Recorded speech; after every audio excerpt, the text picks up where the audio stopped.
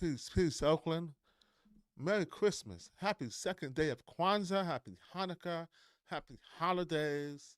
All of that good stuff. It'll be Chinese New Year in a month or so. So happy Chinese New Year. Happy Tet. Happy life, man. More life to everyone out there. So today we're going to do a very casual recap of all the amazing things that happened in 2026 in Oakland, California. I'm sorry, 2025. I'm already thinking about the future. And so 2025 year in review. We're going to go all into it. Go ballers. So first out the gate, the good news, the happy news. Oakland is a championship city once again. Now it may be an intramural farm league, but nevertheless we are champions, and I am proud of the Oakland Ballers. But before we get into this discussion, let me bring up our very, very special guest. Edward Escobar is the leader of Citizens Unite. You probably see this guy on the news all the time. I call him the Silver Fox. He's always got a microphone in his hand, thundering for justice and going all around the county to help local businesses get a voice, because local businesses don't really have a voice, especially our small businesses. They get ignored as they get robbed and pillaged and blah, blah, blah. But anyway, let me bring up Edward Escobar to the stage. Welcome, Edward. Thanks for having me. It's not just all over the county, it's also in the South Bay and San Francisco as well. So you'd be surprised. I get around All over Northern California, and Northern maybe I should say and LA and LA. you get Yeah, around like Tupac said. All right, so yeah. we have a lot. If you're looking at the bottom scrolling, we have a lot to cover. So let's just hit it in order. First out the gate, Mayor Jenkins. Actually, I didn't have a problem with Mayor Jenkins. I put the wrong one up there. Okay, hold on. Let me do this He's again. definitely been improving. So when Kevin was mayor, I think I even tweeted, man, we could skip the special election and just keep Kevin until 2026 mayor election. But one thing that he did that I didn't like was this budget. And it's going to come up time and time again about this budget. But anyway, interim mayor delivered $4.4 billion budget proposal to tackle deficit, keep core services. Kevin Jenkins says he realizes Oaklanders want to feel safer and at alarm at cuts to public safety. Oh, look at Texas Roadhouse right there to the right of him who quit. We're going to get into that too. Let me not cut ahead. So, this 2 year budget, why don't you tell our audience, Edward, what is the most important part of this 2 year budget that people should be aware of? How we're going to Well, eliminate a $268 million deficit?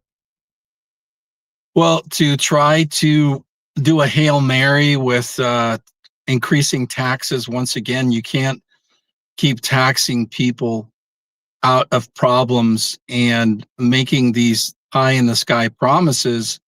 uh it's you're it's the uh taxing and charge austerity movement, right, where they charge more and more and they're giving less and less services, and people have had enough of that. They're sick and tired of that. Well, So we'll see. We'll see if we're sick and tired of it. We'll see. You know why I'm saying that? If you look at my screen, what do you see that I have highlighted there? I've got something highlighted there. Can you see yeah, it? it's hard for me to see from the Okay. It distance. says it anticipates a. How do I make my screen bigger? Is there a way to make my screen bigger? Ah, shit. I don't want to mess up anything. Anyway, it says it anticipates a $40 million parcel tax, a year parcel tax, including proposed. Okay, now this parcel tax here, education time for those of you who are watching. In order to put a parcel tax or any tax on the ballot for special election, what does city council have to do, Edward? What's all they have to do? You have a majority vote. That's the bingo. So tell me, why is SEIU spending $200,000 to circulate a ballot initiative, right? As I said earlier, I believe it's to create a huge war chest to intimidate any opposition from trying to go up against it No, from that being doesn't make. successful. I was trying to. I don't. Not saying that they're mutually exclusive, but that money, that $200,000, is actively being spent right now on people who are collecting signatures to put a parcel tax on the ballot. My question is, why does SEIU need to put a parcel tax on the ballot? Oh, somebody says my volume is too low. Is that better? Um, why do you have to put a? Can you hear me? Yeah. Hold on, let me just go make sure. Oh, Oh, your okay. volume's better. I put it closer to my mouth. So my bad. Let me know, whoever's in the comments, if you can hear me better. Let me know. Here's what I believe, and then we can move on to the next one. Thank you. Something's going wrong. Something's off. The unions are taking charge and covering all city. Why would you spend $200,000 to put something on the ballot when all the city council has to do is take a vote? It's not like the unions don't own city council for the most part. The unions have stayed off from saying anything public about flock cameras or anything that's public safety related. They've solely backed away like Homer into the bushes and left the progressive radicals sort of alone on the island without sending any SCIU or any support for them, right? And so Right. something's going on where I can't quite call it, but it doesn't make any sense to me.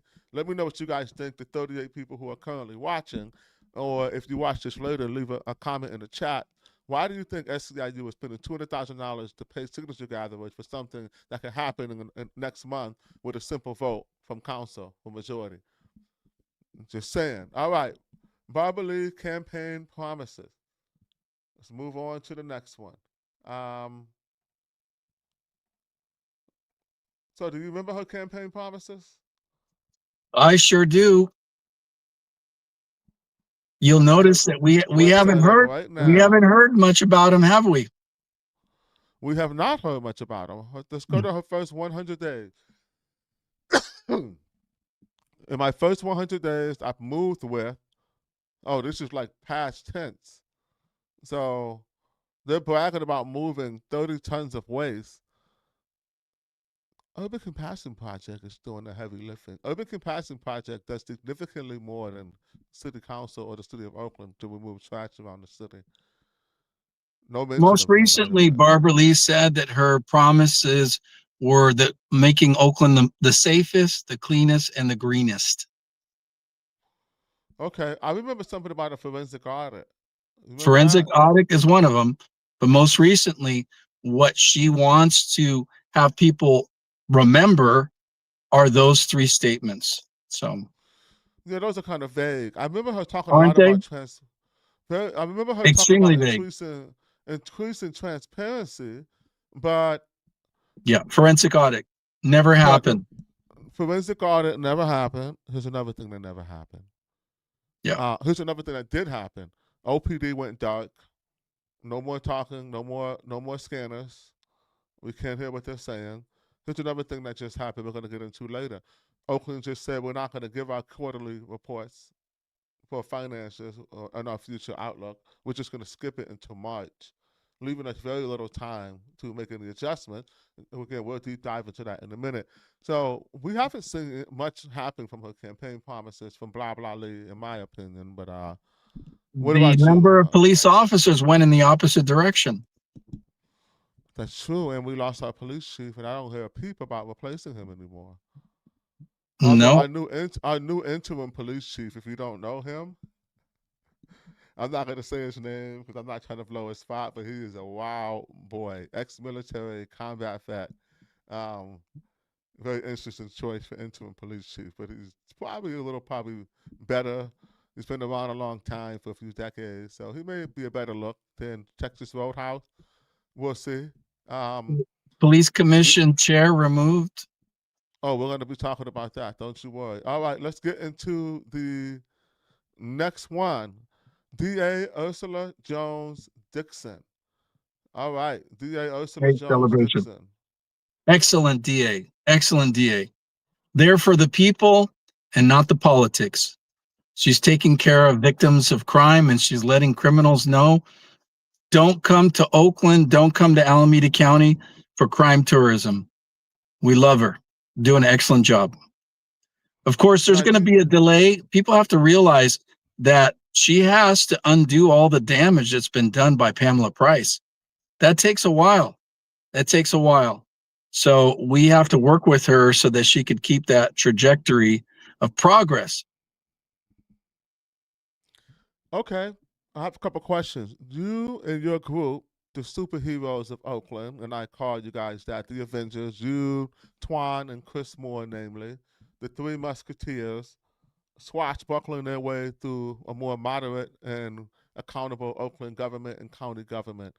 Y'all helped lobby, mainly Chris Moore helped lobby this. And didn't Rob Bonta himself, top cop in the state of California, didn't he want someone different for this job? And if so, who was it? Do you remember?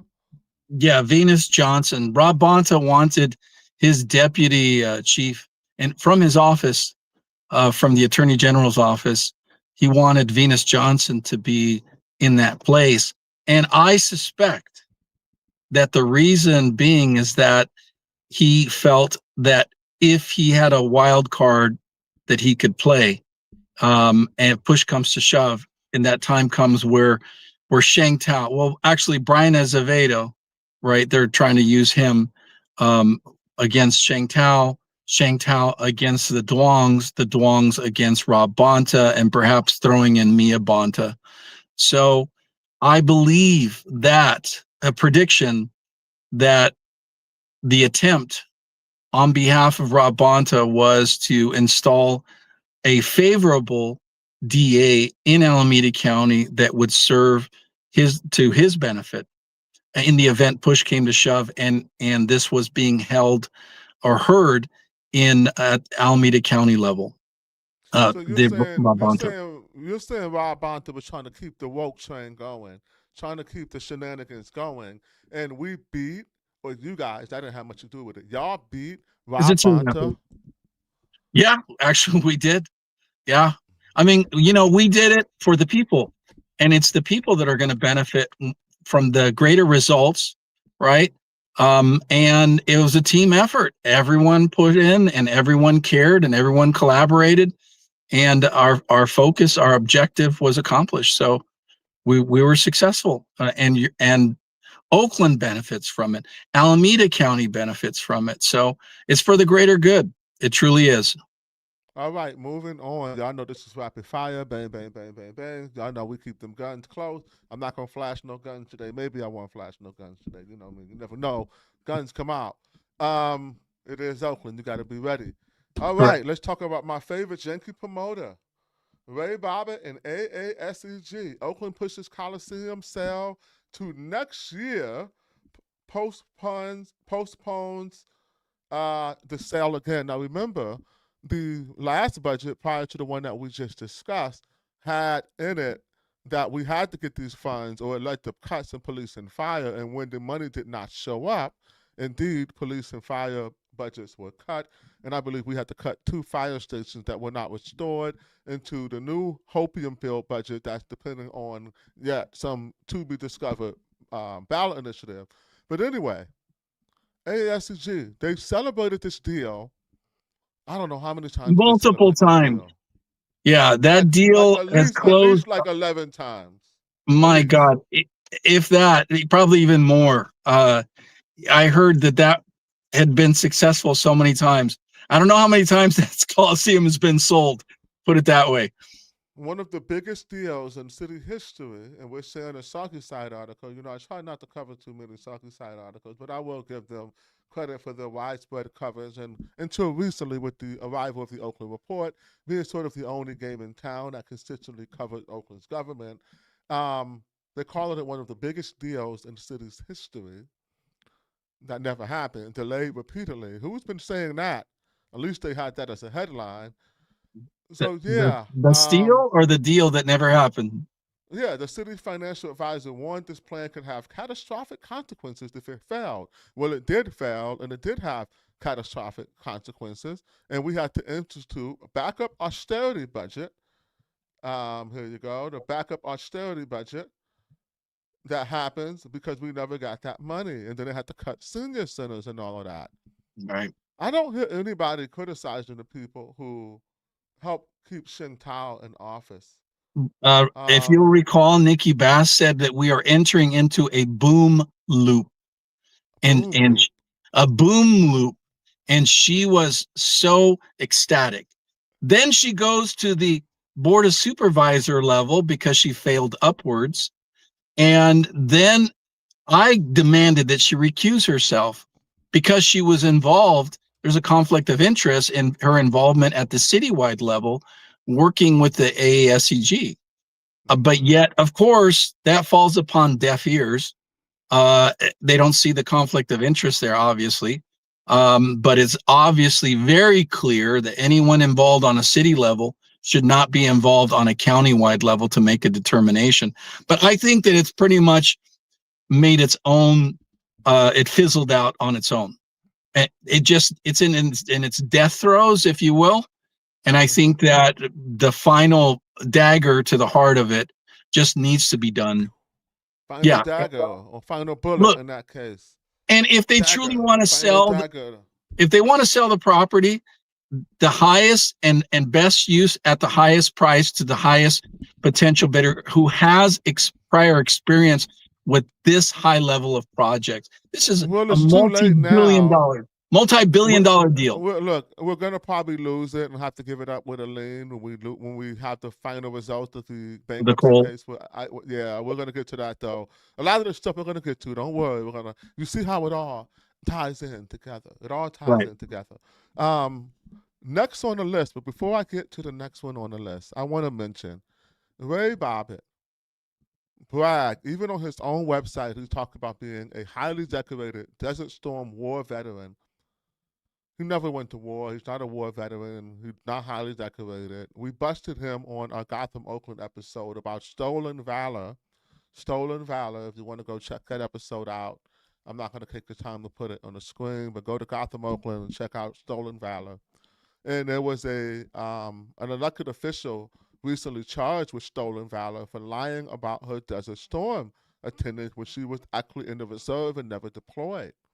So for all of the people saying that this isn't a real thing and it's not serious, matter of fact, hold on. You know, you're gonna make me do it. What do you think about that while I look it up? Well, a lot of people they feel that we attack these individuals, and they say, well, they're a nice guy, they're a nice person. It has nothing to do with that their personality. They may be nice people, nice, jovial, affable individuals, but it has nothing to do with what we're trying to address here. This is just not a deal that is viable for Oakland, period, or the county. Why would you give something away like that, an asset that is a moneymaker? It's a moneymaker right there. And if you're going to, why would you just do a fire sale on this project, which is huge? It's worth billions of dollars for a Okay, I'm gonna do fraction. because here's why. Shin Tire was facing a recall. They were doing anything and everything. Remember when the flock cameras? Because this was a flock Yeah. camera renewal. Remember the first vote for the flock cameras when they were celebrating them and they got a unanimous vote, and Carol Fife was patting herself on the back and celebrating the win According because to Shang Tao, it was going to save Oakland from the crime wave. Wait until well, the flock cameras are installed. Everyone, Nikki Bass, Rebecca Kaplan, Fife, no one put any pushback, any fight, anything contrary to rolling out the flock cameras as soon as possible. at all. All right. So what I'm sharing on my screen is an article about um, Monroe, Louisiana, Supreme Court considers removing judge over stolen valor military rank claim. Monroe, Louisiana, coincidentally happens to be the place where Carol Fife's husband and Carol Fife's previous nonprofits before she resigned from them when she won office. These same nonprofits that went from basically having no money to $4 or $5 million the moment Carol Fife was elected. They're headquartered. Multiple nonprofits are all headquartered in Monroe, Louisiana, that all have the same mission statement and that all somehow use this dark money to continue to. Anyway, I don't want to. We have plenty of episodes about this, but this is about stolen valor. So here's what happened. Louisiana Supreme Court, I'm talking fast, we got to keep it moving, is weighing in the fate of East Baton Rouge Parish Judge Tiffany Foxworth Roberts after the state's Judiciary Commission recommended her for removal from the bench, citing a pervasive pattern of dishonesty during her 2020 campaign and subsequent investigation. What was she dishonest about, should you ask? At the heart of her case are allegations of stolen valor and misleading reports. During her campaign, Foxworth Roberts touted herself as an Army veteran of 3 wars, Desert Storm, Iraq, and Afghanistan, claiming the rank of captain. She appeared in ads wearing military gear and describing being no stranger to being on the front line. Military records, however, revealed she served as a medical laboratory assistant processing blood, never deployed overseas or in combat, and left the reserves as a first lieutenant after failing promotion twice. Now, this is the exact same thing that Ray Bobbitt did. Exact same thing. Yeah. And let's look at it. That's like their resume that gives them extra credibility that someone is going to give them a vote of confidence based on false information. Unacceptable. Unacceptable. So I'm just showing this. I'm not going to go play it, but just so you know, we poured his medals. He has the average medals. He never deployed, and he lied about it because on his website, he commonly says, they have a little video here where the guys talked about him being a war veteran, introducing him as a brave war veteran of Desert Storm. Anyway, let's move on to the next one. This is a good one. We're going to talk about this for a minute. Remember when the FBI got a whole bunch of documents from Shing Tao's office? And You know home. where I'm going with this. You know where And I'm going home. with this. And home. Yes, and home. But I'm interested more in the ones that were taken from her office because her office is what we pay for. Mm-hmm. Remember this? Oakland's mayor's chief of staff fired over note in which she called black people tokens. Yeah, Use Leah black Hansen. people as tokens. Where is Yeah, the note BP. at? BP. Use BP as tokens. They don't have the note. Where's the note? I gotta find the note. Hold on. Oh man. But let me add to No. that too. I Go mean, ahead. look, Go ahead. While they I'm they looking it up, use let they me hear your use thoughts. they use Hispanics as tokens. They use churchgoers as tokens. They use all kinds. Anyone who's available to be used and abused to promote their platform, their false narrative, they'll do it, and they've done it. Leah Hansen was the same person as chief of staff who called us a bunch of losers when it came to the recalls. That's Now, right. She said the Oakland people were losers. Remember that? yeah, yep. And how did that work out for her? Not too good. So as you see, there's consequences for bad behavior, and we knew that, and we saw it through, and the people saw it through. So great for the people of Oakland, because we're cleaning house, and you have to clean house in order to make room for improvements for the betterment of Oakland. Okay, let's talk about this memo. Up here in the right-hand corner, now we've had several episodes on this, but we'll talk about the token part. But actually the whole memo. Let me give you my thoughts on the whole memo. First off, just so you know, they tried to claim that they were talking about me, that Seneca was using black people as tokens. I don't appear on this memo at all. You don't see my name, but you see a lot of other names, including one name that appears twice, which is Carol Fife. But check this out. Let's look at this whole document real quick. It's credible messengers. Well, opponent, because it's all about beating the recall. So this is a note from a meeting they had about how to beat the recall. Strategy meeting. Opponent's money. Foundational Oakland PAC. Hank Levy. No, it wasn't Hank Levy. Hank Levy's an elected official, but it was S.D. Meyer, who Hank Levy founded. Foundation of Oakland Unites. It's my PAC. Well, I'm not on there listed. I'm behind it. I'm the puppet master, but I'm not officially connected to it. But I did run it. Well, I am connected to it because I was the person who got paid to run it. Conway, Ron Conway, godfather of Silicon Valley, Philip Dreyfus, measures the recall table signal thread. I don't know what that is, but they have a signal thread or something. Our money. Can you see what it says? Unions, carpenters. Remember the carpenters told her, we don't support you.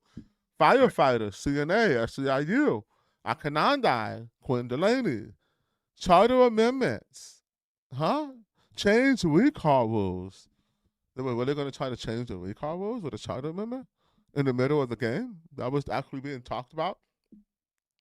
And non-resident funders. Oh, so they want to get money from outside of Oakland. The campaign people is irrelevant. Let's get to the juicy part. CM5 can outreach to NAACP, use BP as tokens. Use black people as tokens.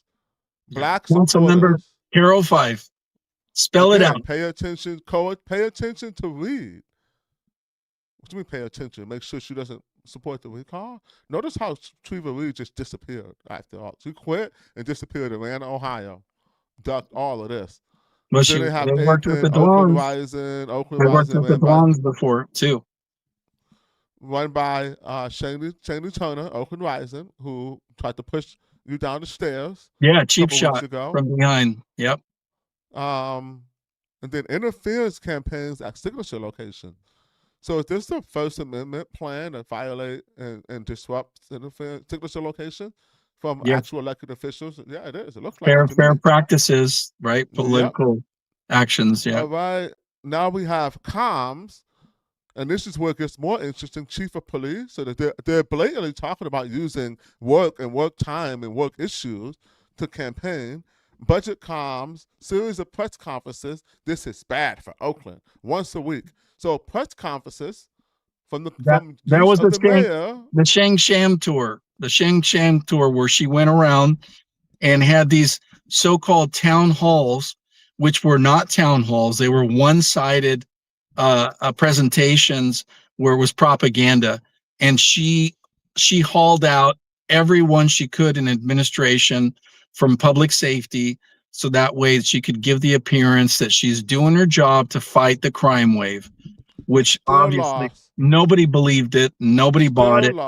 A waste of city resources, and she wasn't listening. Too much arrogance was blocking her ability to listen and hear what people were telling her. So now you have presence, mayor's schedule. Once again, use of city status and politics. Weekends off, but 110% Monday through Friday on public time, 5 public events a week. This is like basically saying we're going to use taxpayer dollars to fight a recall, which is blatantly illegal, and we're going to use black people as tokens. Anyway, on to the next one. This is absolutely disgusting. I don't even know what else you can say about that. Like, it's just so there's so many shows in a series to blow that whole thing up, because there is so many levels, so many deep levels here. Well, now everybody ignores it and memory holds it, and no one wants to talk about it. So, all right, moving on. Money buys everything. Feds unmasked bribery network that alleged controlled Oakland government in secret. Ooh. And then this is my favorite photobomb of all time, our good friend Twan. Look at that. Incompetent and dishonest. Look at that. That is just such a good historical photo. That is just great. And yeah, we know that Shane will not be back in court until next year. And we know that Curly, Brian Azevedo, city council member from San Leandro, was also indicted. He has pled not guilty. And we also have some stuff around the bond tests that have been developing with whistleblower number 1. What are your thoughts on all this? He spent close to $500,000, and he was saying that almost like it was a goodwill thing to just help clarify matters. Like, who does No, that? first he said that he was using it to help supplement the investigation. Mm-hmm. I think he's all over the map, to be quite honest. No one's buying it. The media sort of And that's our state attorney general. That's the top cop for the state. Wow, amazing, right? Unbelievable. absolutely unbelievable. All right, next up, you already know my main man, son of Oakland, Ken Houston. Backlash, the Oakland council member appears to make obscene gesture during meeting. Outrage in Oakland tonight after city council member Ken Houston was caught on video appearing to point a middle finger at the crowd during a city council meeting. KTV's Zach Sauce live in Oakland tonight after hearing from Houston and his constituents. Zach? And Greg, Councilmember Ken Houston telling us that he was not available for an interview tonight, but by text also adding that the gesture was a response to racist remarks directed at him. Still, members of the public we spoke to say it's no excuse. Ken Houston's in particular. Video posted to social media appearing to show Oakland City Council member Ken Houston with a raised middle finger over his face during Tuesday night's council meeting. I would like to see Ken stand up and take responsibility for his Why the behavior. interview Kat with her? Brooks, who leads the Oakland-based anti-police Drama. terror project, says it happened in front of several members from her team it's after Fox, a that's right, the controversial vote propaganda. approving the city's $2 million KTVU flock propaganda. surveillance camera program. During public comment, Yeah, I don't fuck with Do they fail to mention that this is just a deflection from the fact that Carol Fife lost horrendously trying to remove all flock license plate reading cameras citywide? I mean, did they Where just was- forget? And Kat They Brooks, forgot that part. those two people. Where was she at? Where was Kat Brooks? She didn't show that day for that vote. After all that, so she had time to do an interview about the meeting, but she didn't have time to actually show up to the meeting herself. No, After all that meeting. No, she she didn't was show. she was at that meeting where the finger came up. But what I she didn't was know. doing. Kat Brooks was at the meeting where they approved No, flock Kat cameras? Brooks was not. No, I thought you were. No, she referring was to- not. She was No, not she at didn't. that meeting. Because they, Anti-Police Terror Project did not show. yeah, only I think one or two of them, because they knew Lance was not there. Lance right. was not They there. knew the Kat Brooks- outcome wasn't going to be favorable to them, so instead they sent their cronies in the Democratic Socialists of America, the DSA, which you'll see like 95 to 98% of the people that were there were DSA operatives, and they were mostly Doggies. all white, White, all white, white, with some gentrifiers, tote bags. Yep. right? Because Kat Brooks couldn't show up and take the L because she Right. know that she no longer had. We're going to get into that. We're getting into more of it. We're going to get into that even more in a Yeah. little bit. But I want to shift it back to Ken Houston. I Yeah. believe that Ken Houston had shifted the Overton window in Oakland politics.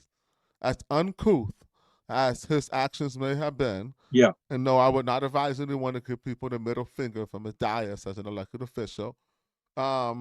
Ken is a wild boy, going on video telling white people to go back to Portland and take your drugs with you, talking to people in RVs in Deep East Oakland. He is absolutely saying what a lot of people are feeling. If you look at any of the actual comment sections, Right. that are not He's also he controlled, said that after being provoked. It's so Yeah, but convenient you that they can't- you- play. I know. They I mean, play the yes, sound clip, but a lot of provocateurs, extreme, saying a lot of things that are not even captured on the audio track that everyone heard towards him, slinging a lot of mud, and he's basically stood up and said, "No, I don't have to sit here and take this." And you think it's a one-sided assault, and so he shut them down. And they were blown away. But you know what? Good. Maybe they'll stop. Maybe they'll learn to show No. respect themselves. You no, want they're respect? not. You want respect? Give respect. That's how They're you not get gonna respect. learn. They're not gonna No, learn they that. won't. They won't. Common sense folks learn. Critical thinkers learn. These folks don't use any of those. All right. So I like Ken Houston. I'm worried about him. The ethics violations that are not, they dismiss his, but they haven't said anything about the ones filed against him. The 218 allegations against Ken Houston. If you know anything about Section 218, city council members are not allowed to talk to anyone outside of the mayor's office or city administrator's office, except for the purpose of inquiry, meaning that they cannot call up a department director and say the libraries or public works and say, you need to do X, Y, Z. That right there is a 218 violation, punishable by up to 1 year in jail. It's a criminal offense, a misdemeanor, and forfeiture of office. Now, there have been several cases of, I presented smoking guns of Carol Fife and Nikki Fortunato Bass. For example, when we missed the public safety grant, the deadline for the $18 million, the city auditor did a report. In that report, a staffer from the Department of Economic and Workforce Development said that Nikki Fortunato Bass called me and directed me to add more things to the grant. That's not inquiry, that's a direction. That's a clear 218 violation. I filed several complaints. It went nowhere because we have a corrupt city, and our public ethics department doesn't do anything at all unless it's somebody they don't like and it's politically motivated. But anyway, bring me back to my main point about political motivation. I am worried about Ken Houston because if they do have anything like a 218 violation that like we have against Fife and Nikki Bass, then they can use that to get him out of office. And I'm worried that that is going to happen and that he's shining a little too bright, he's making some enemies and making some missteps, some miscalculations that could end up costing him dearly and costing us because of the valuable work that he's doing. So this doesn't mean I don't support him. It just means that I'm a little worried about. Yeah, some concerns, right? Rightfully so. But he's been, to me, the most effective. Kevin Jenkins has been effective in his own way, but he's effective at helping make what Ken Houston throws down the gauntlet for. So he's coming out and saying what people are thinking, and because he's born and raised here, has a lot of street credibility, and he helped get Barbara Lee elected in District 7. Don't forget that. So Barbara Lee don't never say nothing about no Ken Houston. All right, what is next? Any final words on these 7 council members, Houston? Keep it strong. If he's getting results, he's getting results. Okay, what is next? I'm looking for it in the ticker, but I have to wait for it. Hold on, let me hide it so I can show it here. All right. New city council, old problems, ATPT, and Carol Fife loses influence. Flock cameras go mainstream. Oh, perfect. All right, this is time for all of that good stuff. So, that 7-1 vote, we were saying we were going to talk about it. Let's talk about it. It looks like the radical progressives and police defunders and the crazies have lost all their juice in Oakland City Council except for Carol Fife. What do you think? I agree. 7-1 is a resounding commentary that they are losing ground. They're losing territory when it comes to this identity politics, performative politics. The ideologues are losing ground tremendously, and yet they have been deeply entrenched for some time. So within a very short amount of time, they have been destabilized, and I think it's for a greater good for Oakland. I do agree. That flock camera vote was a sort of a big signal. Yep. That even Zach Unger, who's a progressive union operative, was not having it. He wasn't even giving any virtue signaling, any long-winded speeches. Charlene Wang and Rowena offered amendments to address concerns and penalties. So they said, okay, we hear your concerns. Here are some amendments. Again, no long, blown-out speeches, no performative altruism, just cold, very, very. I don't think those amendments meant much. I heard a rumor that Flock actually helped them draft those amendments themselves, but that's just a rumor. Don't take my word. Janani also, because she was a little on the fence. Noel Gallo has always been solidly behind law enforcement and safety and cameras, and he's been sounding the alarm, and he's been wanting support on council, and he's always been in the past the standout or standalone, but now things have turned and turned in favor for the people. You know, he is just a spokesperson, and District 5 needs a lot of help. Huge Hispanic population there, concentrated in his district, you know, in the Fruitvale area. So, you know, and let me bring to the attention that of your viewers, more than a third of Oakland's population are Hispanics. So they are a sleeping giant. What's that? Voting wise, not very strong, not very strong. But that's where that sleeping giant is waiting to be awoken. So not woke, not woke, not woke. Yeah, exactly. So Awakened. speaking of Councilmember Ken Houston, he has been pushing for an encampment abatement policy all year to address the RV, mostly the RV crises of, you know, these drug RVs and sex trafficking RVs and meth lab, Breaking Bad RVs, all around the city. They have been shooting him down several times, but he has been persistent. I'm not going to bring up anything to share it. You probably should be. Well, quickly mention though the fires of these RVs and the toxins that are released into the environment. Seneca, you know very well about the details of that. Oh yeah, we talk about it all the time. Nothing from the environmentalists. No. They don't care that these RV encampments and these 3 times a daily fires or whatever it is, daily fires in these encampments, vehicle fires that are extremely toxic, are consolidated in working class communities of color. They don't care about those facts unless they're convenient to grifting whatever type of money they're trying to get out of the scheme of the week. Right. And stealing the power from the power lines, from the power poles, causing fires in businesses, abandoned businesses, you know, which leads to more needs for fire to be out there and risking their lives. So it's horrendous. But they don't want to talk about that. They don't want to talk about that, right? Nope. And I'm paywall with the New York Times. But the headline is, a stand could push Oakland toward bankruptcy and coal. And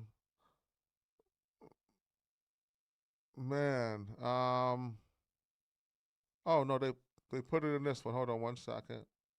I mean, Oakland is truly in a state of bankruptcy. They just haven't pulled the plug. They're kicked the can down the road. They kick the can down the road time and time again. They haven't been fiscally responsible. That's just poor management. It's total mismanagement of Oakland. I mean, it stands to reason when you have people that are on council that are administering the city that don't have business experience. They don't have any business acumen in order to run a city like a business. Instead, what do? They demonize business owners. They demonize housing providers. When who's paying the bulk of the taxes that provide the revenue to pay for all those free services that everyone from the nonprofits wants to claim all that money to run their nonprofits, and we're not seeing results there. So we've covered this more than anything on this show. So if you don't know what's going on with the Cold Wars, go back and watch the back episode. I'm not going to give a recap. We lost a 9-year in running lawsuit. That's one part, but there were 2 lawsuits. The second was the bankruptcy lawsuit from another company, a subleasing, that went bankrupt. And then now we lost that lawsuit. A new judge has vacated the actual award amount, sending it back to court for the actual damages. Again, watch an episode. It's complicated, but and yet bonds were sold. And yet bonds were sold. Well, yes, but they're also refusing now to release. So we're going to get into our quarterly financials, which I can't wait to talk about. But here's my main rant here before I move on about the whole code thing, right? So check it out. The argument was that all of the industry that the coal terminal in bulk, not just coal, they were going to move many different commodities through this bulk terminal. The jobs, the $1 million a year in lease, all of these economic benefits to the city, according to the activists, are outweighed and overshadowed by the environmental harm done to West Oakland's mostly black and Latino community.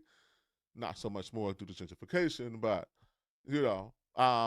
this community due to the dust from coal. Now, although a study from the city's own environmental regulator proved that that's not exactly true, let's say, for example, it is true. Say it is true. The same people who say community health is more important than coal ignore the fires that we talked about that impact our health more than anything. Definitely more than coal has. Ignore public safety. Ignore public safety, but I'm going somewhere else with this. We're going to talk about it in a few items. Costco. All of a sudden, Carol Fife and all these people, the environmentalists, are now corporate shells for Costco under the argument that Oakland needs more industry and more money, ignoring the fact that this Army base is toxic. Number one, it's a Superfund site. That's the established fact. Number two, the recycling plant in West Oakland. Okay, we're going to come back to this in a minute, or maybe we'll just skip it because we're talking about it now. There are 2 recycling plants in West Oakland that routinely catch fire, again, causing significant harm, in addition to just the dust and recycling and all of that anyway, significant environmental nuisances that are supposed to relocate to these sites to move the harm away from the community, and now that's not cared about. This lack of consistency means that they don't really care about anything. It's all about the grift to them. It's the performance. It's the deflection. None of this is really truly going to be happening. This is all a bunch. It's kabuki theater. It's bad kabuki theater. It's smoke and mirrors. And that's all it is. And so it's performative, but it's a very bad performance. For anyone paying attention like you and I, Seneca, we see right through it. We see that this is a distraction. It's a deflection. It's not about really getting anything done for the people. Look at Carol Fife and the towers, because you should mention about the towers and how those folks have been abandoned. Where is the extreme care for the communities of color? And that time and time again, I hear about that, and it makes me sick to my stomach, because more than a third of Oakland are Hispanics, son Latinos. And I'm 100% Hispanic, fluent in Spanish. And that sickens me, right? And being Cuban and Puerto Rican, we have Afro-Rican, Afro-Cuban, and we care across all color lines. We embrace everyone. And these folks say they care about communities of color, and they do the exact opposite. And that is utterly disgusting, that people like that can continue to be supported. And by who? Of course, predominantly the nonprofits, by the Democratic Socialists of America. And white liberals in the hills, hill hippies. Exactly. That know not what they're saying or doing or contributing to. They just do it and they feel good out of white guilt. And it's like, stop the damage. You're not helping. You're hurting these people. And you need to listen to the big picture. Look at the big picture. Listen outside of the false narrative echo chamber that these folks have commandeered for some time. But we're turning the page on that. Thank God it's happening. And we're seeing the results very quickly.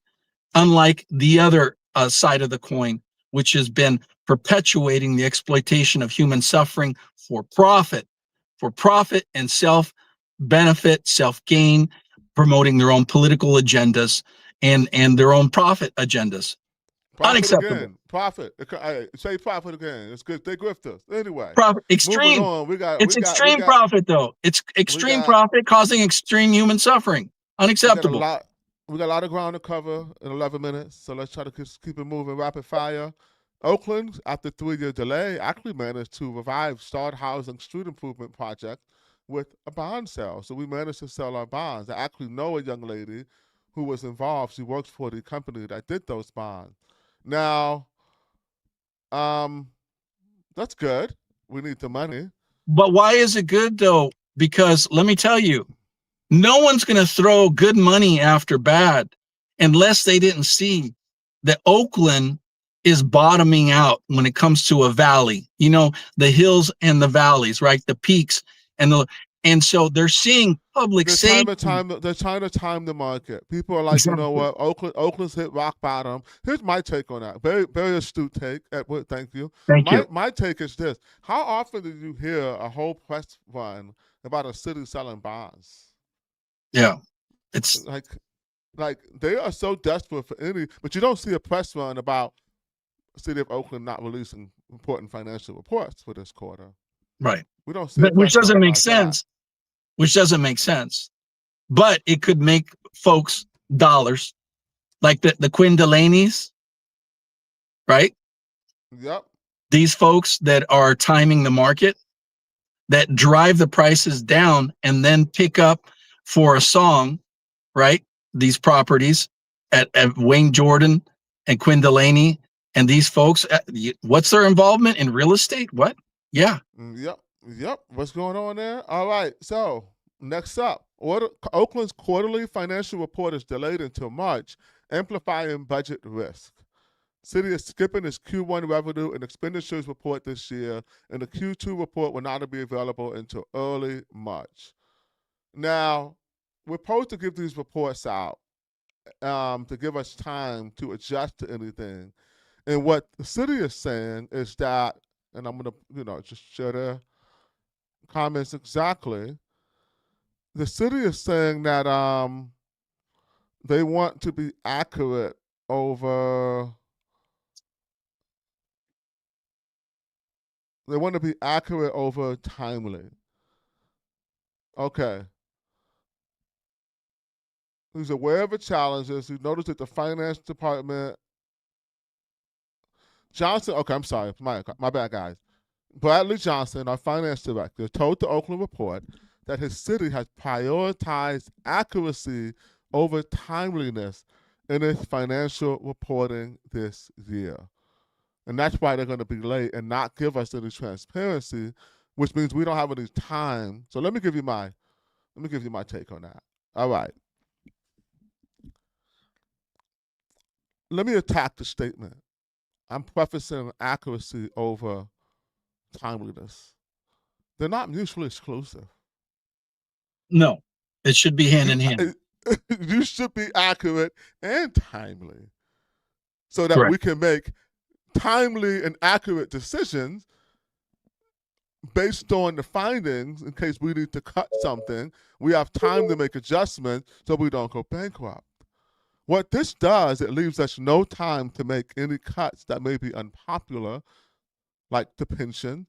We also have a lot of money in our pensions, plenty of money in our pensions to stop us from going bankrupt, but we can't touch it unless you renegotiate with the public sector labor unions over the PREPA. I'm not going to get into PREPA reform of 2012 or any more technical stuff. I don't want to nerd out here. But the point is, now we won't have any time to make adjustments. Shintow did something similar, not the exact same thing. But that's my take on it. It's not mutually exclusive, Bradley Johnson. You should be timely and accurate. How about both? How about this false pretense that you can't do both, that you can't walk and chew gum? How about that, Edward? Right. I'm out. I got to roll. But hey, great job here, and I'm looking forward to a greater 2026 for Oakland, because onward and upward, we're on the rise, but in the good way. One last question: who's our next mayor of Oakland? Right now, today, from where it sits, who's going to win? Who's our next mayor? I'm feeling Brenda Grisham. You think she's going to win, bro? She's a daughter of Oakland. She's someone who is from the trenches, and she knows what Oakland. I love Brenda Boger, but can she raise money and actually win and get votes? We shall see. We'll work on it. All right. Well, you better get to work then. On that note, yeah, you got that right. Thank you, everyone. Thanks for having me. Happy New Year, happy holidays. All right, we're going to do the rest alone. Don't y'all worry, I got us. We're going to do the rest here alone. And all right, what do we have next? We're almost to the end. Okay, the Bonta bombshell. Rob Bonta. Now, we've talked about this a lot, Rob Bonta. Y'all know what happened with the Bob Bonta and getting caught spending almost $500,000 on lawyers for himself. He's claiming that he was just supplementing his, legal support to get ahead of any issues, just to make sure that everything was fine with the whole corruption thing. None of his excuses make any sense, because at first he said he was helping supplement the investigations. And now, I don't know what's going on, but the story sort of disappeared, and Rob Bonta tried to deflect by saying, I'm still running for governor. I doubt he runs for governor. I think he's just doing that to scare people away from talking about him, because if he did run for governor, he would be a front runner. And just the thought of me talking about someone who could win, knowing how, grimy Rob Bonta is, I'm not scared of Rob Bonta. But anyway, he is grimy, he is corrupt, and he has actually come and attacked me personally and caused me significant harm, by the way. But God got me. Vengeance is the Lord's. So I don't have to worry about it. And maybe vengeance will come in the form of some sort of accountability from the alleged video that a whistleblower sent a letter to Rob Bonta in 2024 claiming that, watch your back, the Duong family has a compromising video of you. Whether they do or not, time will tell. But Rob Bonta's not acting like an innocent person. So just saying. Moving on to the next one, we talked about the balanced budget calling for new taxes. We talked about Costco over public health. OUSD, Oakland Unified School District. Now, OUSD is on the brink of financial insolvency. It's very scary. We just got out of trusteeship this year, and we're right back in. Well, we're not right back in yet, I'm sorry, but we're in danger of going right back in. We have to cut about $100 million in cuts. Why are we in this position in the first place?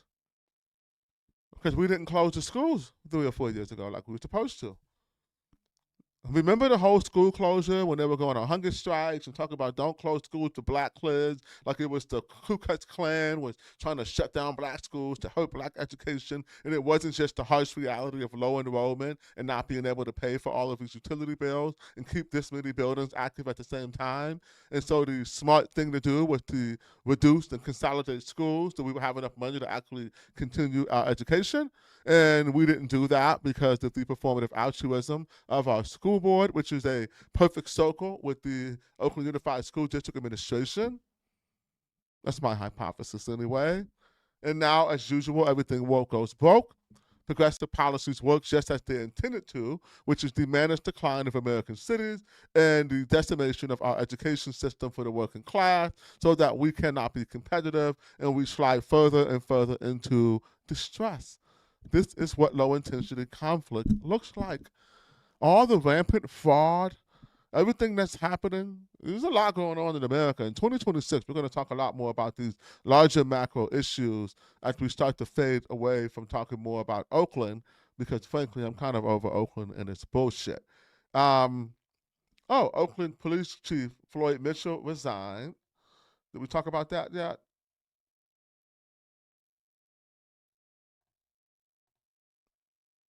After only 18 months. Of course, it's because of the police commission. We've done episodes on this before. Go back and listen to them. It was the police commission. The police commission at first was like, no, it's not us. We are outraged about the insinuation that the police commission is behind Chief Floyd Mitchell's departure. We have had countless meetings in the last 18 months with the police chief. Let me say that again. We have had countless meetings. What police chief wants to have countless meetings with multiple police commissions about whether they can order more rifles or not for their officers, or whether or not they should be using Bearcats, which are the standard, or should they make some Bearcat Frankenstein about buying some expensive SUV and slapping armor on it until it has enough armor so it's like a Bearcat, but without the suspension coming in at a higher cost because the Bearcat is scary. What police chief wants to have countless meetings around that instead of actually, doing a fucking job? And then after they realized no one was buying it, they just switched and started attacking the police chief. And he didn't want to work with us, and he wasn't for moving Oakland forward. And we need someone who's actually going to care about Oakland. Still no mea culpa for Shin Tayo, who hired him. Nope. All the people who supported Shin just want to memory hold that she ever happened, and they just want to act like, we got Barbara Lee now, so it's all good. But you have Barbara Lee to thank because of us, right? Funny how it all works. They can never make the arguments all work. That's what it's just, anytime they're in danger and they know they're losing the plot or the debate, and by they, I mean our progressive cabal who's destroying Oakland and California, they just smear you and call you radical right-wingers or say a bunch of hysterical stuff to try to scare you away. Some of you fall for it. Some of you fall for it. Most of you don't fall for it. And for that, I commend you. But some of you do. So get your shit together. Stop falling for it. All right. The illegal dumping has exploded in Oakland in 2026. It is just a business model now for many people. They come here and they dump on Oakland because it makes the money and they don't have to pay dumping fees. And Oakland hired Rebecca Kaplan to fix it. Same old recycled garbage. We're talking about garbage, right? Rebecca Kaplan is garbage. All those years at large, what did she do? Nothing.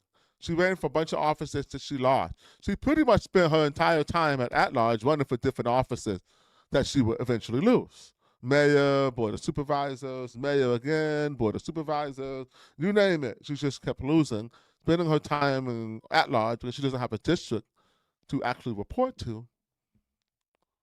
And now she's back getting paid, $120,000 or whatever it is as a no-show to address illegal dumping. Why don't you just hire Vincent or give that money to Urban Compassion Project? How about that? How about that? All right, Oakland City Charter talk. Now, we've talked about the charter. And you guys know that there is I'm going to actually share the screen on this one because I have a comment. There's charter talk now. That you guys know why I think personally, all the talk around the charter, and I've said this many times, is to provide a scapegoat because they know that Oakland is very likely to go bankrupt. Because Oakland is very likely to go bankrupt in the near future, they're trying to build in an excuse that all of the issues in Oakland are due to our dysfunction, due to our city charter, and not due to progressive policies passed since they've taken control of the city in 2019. Now, Oakland Report has a great article last week about the charter, where the Charter Amendment Project, not city-sponsored, but another one from Steve Falk, Ben Gould, and then Nancy Falk, make an argument in an op-ed that Oakland should return to a model city charter, which means we have a ceremonial mayor, we have an even number of city council, and city council hires a city manager that makes the decisions. That's how it was before 1998 in Measure X. I don't agree with that. And here's my take on it. That's what they want for various reasons. And they're making an argument that the model city charter works. Please go read it yourself. I'm not trying to be here all day. It's not an episode about it. I'm just going to read my take on it.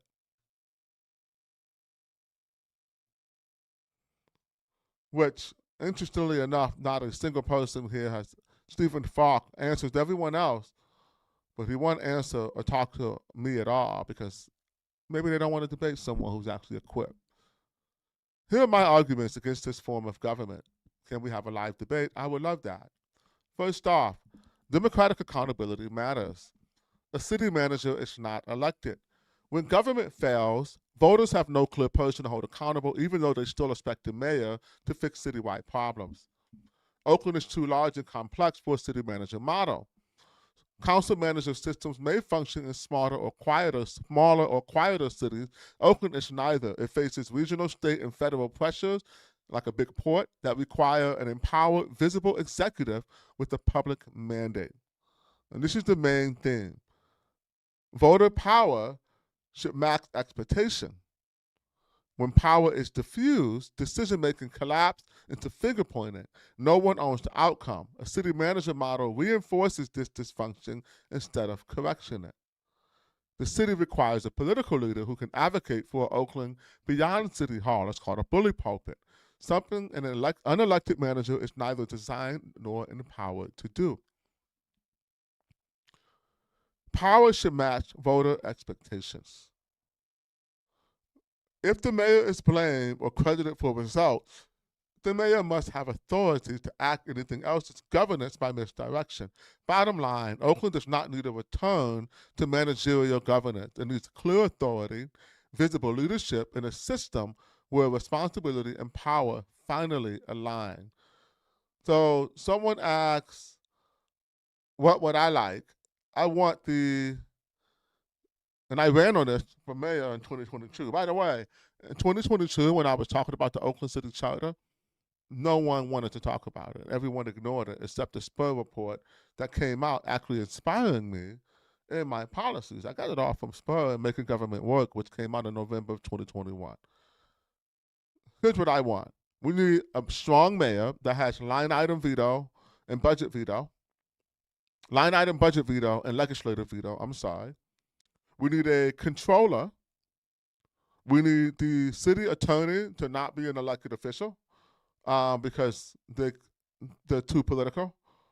We need an odd number city council, even number city council. Why? Just get rid of at-large. We don't need it. At-large does absolutely nothing. They do nothing. Can anyone tell me what at-large does? Can anyone? No, you can't. Get rid of it. And strengthen the city auditor, give it a bigger budget, and protect it from political retaliation by cutting the budget. So, yeah.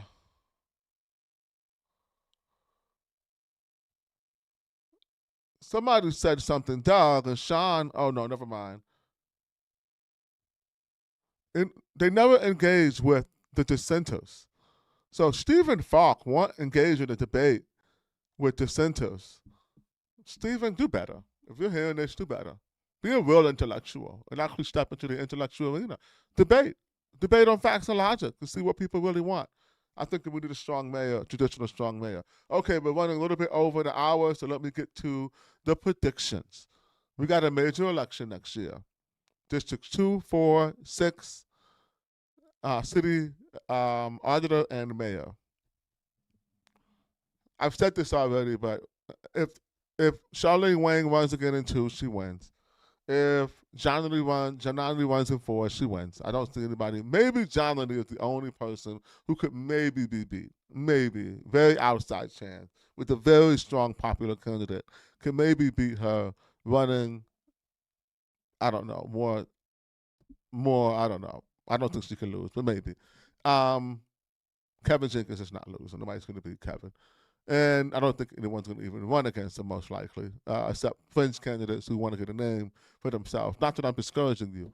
And for mayor, and I've said this time and time again, my prediction for the next mayor of Oakland is Zach Unger, District 1 city councilman. I do not think Barbara Lee will be running again. I think Zach Unger's going to run. Will he make a good mayor? Time will tell, but I do think that Zach Unger will be running, and I do think that he will win quite easily. Lauren Taylor has wasted too much time and waited too long. Zach Unger is his worst nightmare. I don't see Lauren beating Zach Unger. I'm not God. It's just my prediction for 2026.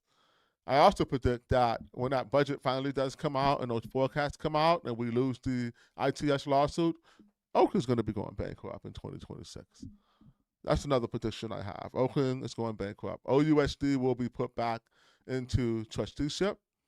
And unfortunately for Oakland, we will be continuing our downward slide.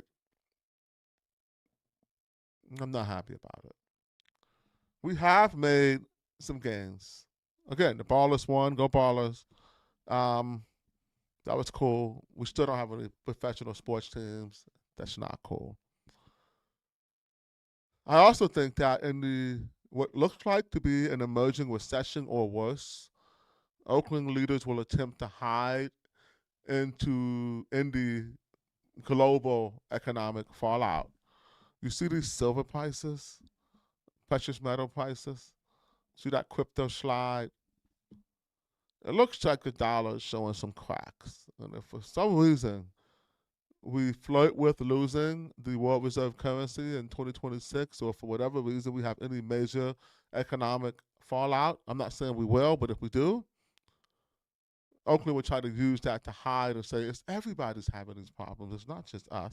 That's another prediction. Hopefully, it doesn't happen. I really don't want to see our economy go to hell in a handbasket, because it means a lot of lives will be lost. So I'm not optimistic, but I am praying for a brighter future and that America somehow can avoid, frankly, accountability for our fiscal policies for the past several decades, and modern monetary theory and printing money and all that stuff. Anyway, we're keeping it local so that we not go down that rabbit hole.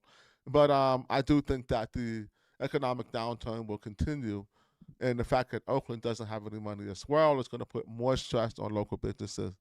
And so I really, really hope that our city council can continue the path it's on of being sensible and moderate. I'm not thrilled with them all, but at least they're trying. At least they're finally listening to the voices of the people. At least they're trying to respond to the needs of the electorate and not the needs of the special interests. I think we saw that with the ousting of the police commissioners and the privacy commissioners, the approval of license plate readers. I'm not thrilled about the license plate readers and flock cameras personally. I'm actually, and don't beat me up for it, but I'm actually more in the camp of the one. I don't like Fife or Cat Books or any of them, but I'm consistent, and I've never liked them. I'm on record saying I didn't want a surveillance state, and I believe that the defunded police was being funded by techno people in order to sell cameras, right? Like I've said that before. And I've talked about Lee Fang's, excellent investigative reporting on that. So I'll have to be consistent. However, I am happy to see Anti-Police Terror Project, Cat Books, and Carol Fife and those grifters lose political influence. They're done. They're done. They have no political influence. They can no longer emotionally blackmail City Council. City Council listened to all of that him and hawing and was like, yeah, we're going to vote for flock cameras. We don't give a fuck what you say. It's over. Game over. Sauger's lost. So Oakland is turning moderate in some ways, but when it comes to fiscal accountability, transparency, responsibility, not seeing it. When it comes to consequences and repercussions for people who have grifted and driven this town into the ground, into a ditch, I'm not seeing it. So, yeah, hopefully I can stay in Oakland. We're looking for a reason to stay in Oakland. I don't, economically, that is. Right now, I'm spending a lot of money. It's like philanthropy. Gotham Oakland is philanthropy. All the work you see me doing in Oakland is philanthropy. I say that because it's not paid work. No one's paying for it. I would love to be paid for it, but no one's paying for it. And that's fine. If people see value in your work, you will get the financial rewards, or you could go somewhere where they are financially rewarding you. And I'm doing that. I'm being very, very, very much financially rewarded for my talents. So I'm not stressed. I'm sad for Oakland. I don't want to leave, and I'm going to give it a few more months, maybe one more year, to see if we can turn things around and I can actually make an income that justifies me paying these high California taxes and this high cost of living, and having to walk outside my door and see trash and illegal dumping and homeless people and depressed people and businesses closed, and nobody want to see all that. So I'm praying for a brighter day for Oakland, a positive 2026. And here's what I'm going to be doing. Me personally, here's what I'm going to be doing. Politics and movements are, above all, addition, not subtraction. Politics is, above all, if you're doing it right, addition, not subtraction. A very wise friend of mine once told me that. So we're going to be looking for more addition, to build more, to do the things that are fun.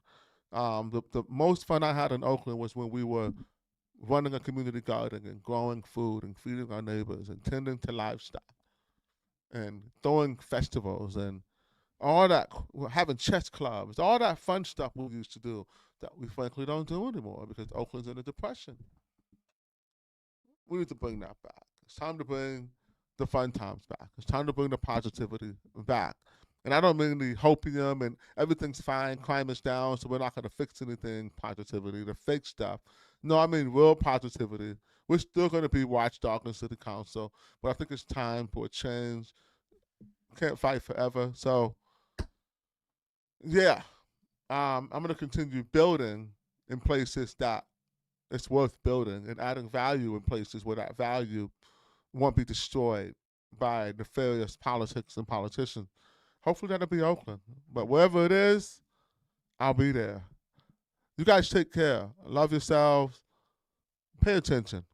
Pay attention. I'm going to close out my last episode of 2025 with a song called Mirage. Now, I'm on this song at the end. This song features one of my best friends, Quelle Chris, an amazing artist. It features Earl Sweatshirt, another famous rapper, an amazing artist. It features, I didn't give a thumbs up, but yeah, thumbs up to Earl Sweatshirt. It features Denmark Vesey, another friend of mine, amazing artist. This song is an amazing song. I hope you enjoy it. And if you've listened this long, thank you for tuning in to Gotham Oakland Season 2. Season 3 will be back in January. And yeah, let me pull up this video real quick.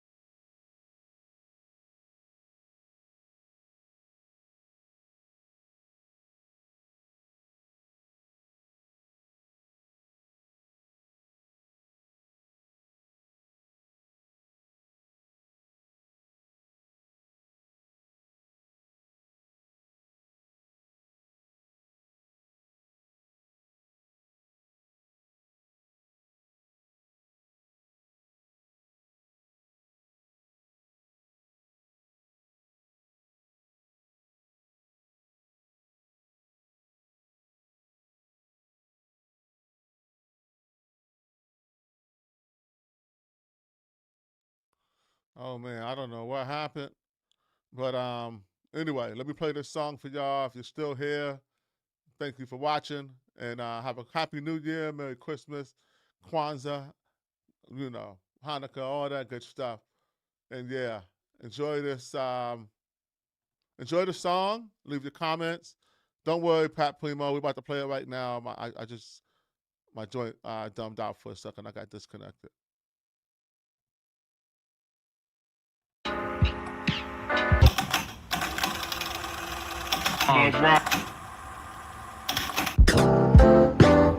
Stepped out like Scooby-Doo in the gang, with a sack of trees as the case completes. The villains knew the name. We was stuck in chillums with that lane.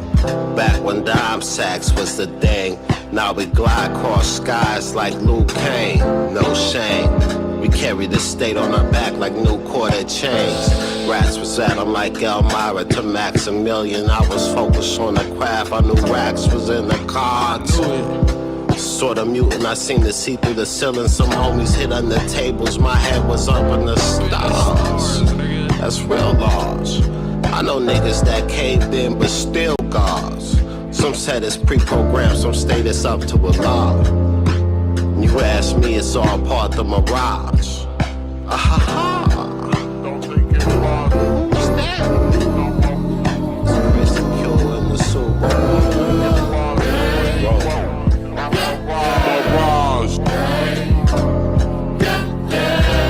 I thought I saw a fountain. I thought I saw me on the other side of the seesaw mounted, bouncing on the up and up, counting downers. The rate flounder flat to bring you round and bend it back, but now what? The hour's not an alibi, doesn't add up. you out of time, fried like halibut with two sides. Smizing for the camera, I surmise the lie what did the damage. Had to leave you with a treatise was signed and switch the plan of boundaries get redefined. I read the vines, it's a madness. We hacking limes, sink my teeth way past the meat into the rhyme when I grab it. The bittersweetness of times I wish to capture. Abandoned reason for the slime of greener pastures. They tried to leave me, couldn't find me when I finally answered. Tiny dancer, hold me closer, don't be sliding backwards. Forward further like a kite, told me on the toei. The soul's planted, the hand scraped the sky. With the chances that the medevacs left was hella high, we hit the tavern for some gin and rye. Whiskey gingerly applied. The image shifted side to side in the distance. You tripping over lines, slipping, we been too long. And when he woke, Lines froze in the darkness. oh yeah, hit me in the heart one day. It's just words, a string of letters I smashed together. Some random sequence culture cast to weather. Inshallah could last forever. I don't have to be here, but I made it through a maelstrom. The director's cut might not even make the album cut. That's where the melanated melancholy styles from. Fly birdie fly, be as wise as the owl. Keep the eye of a falcon that's eyeing a sparrow. I know my daughter's watching, I know you watch me. I know the time's rocky, I know it's hard to remember, it blurred. December was bird, my 10 toes digging the dirt, feeling the earth, I'm willing to merge. Fourth quarter final moxie, it was dark like the light forgot me, oh Lord.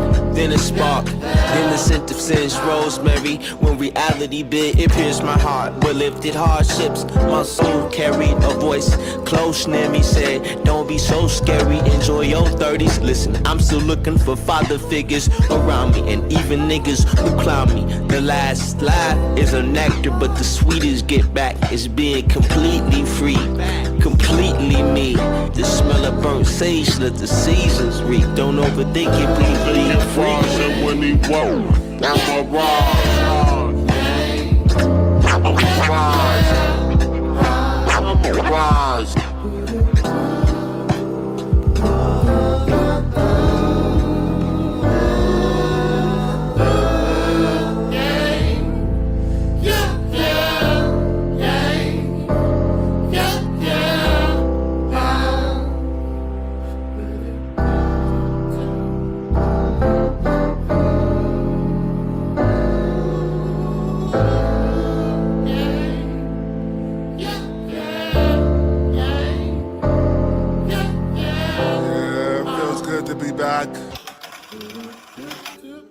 I spend most of my days now in my garden growing food and medicinal plants and shit that we smoking on now type of thing.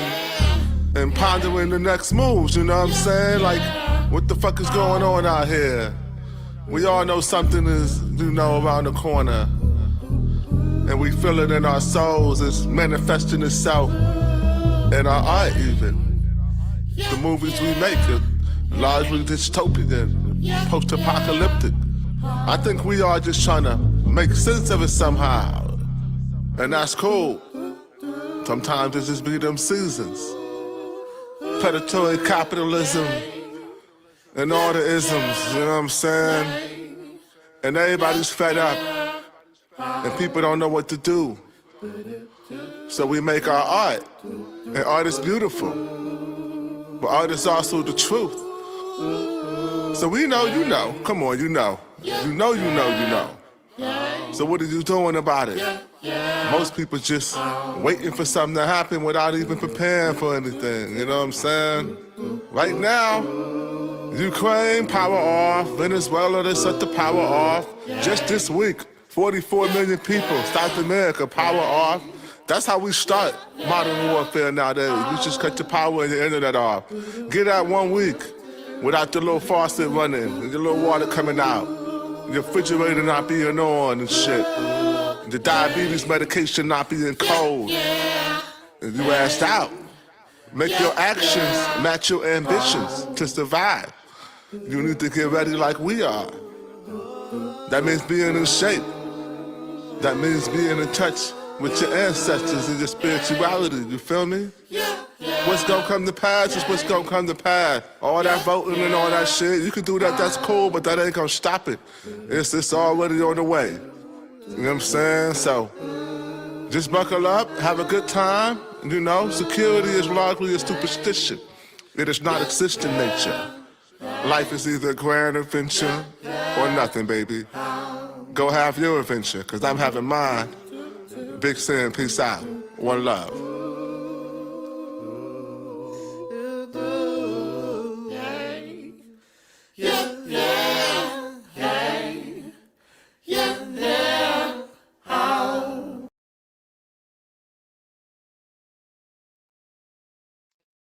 Yeah.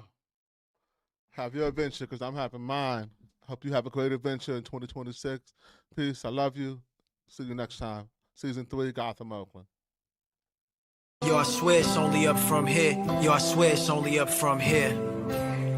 Yo, I swear it's only up from here. Yo, I swear it's only up from here.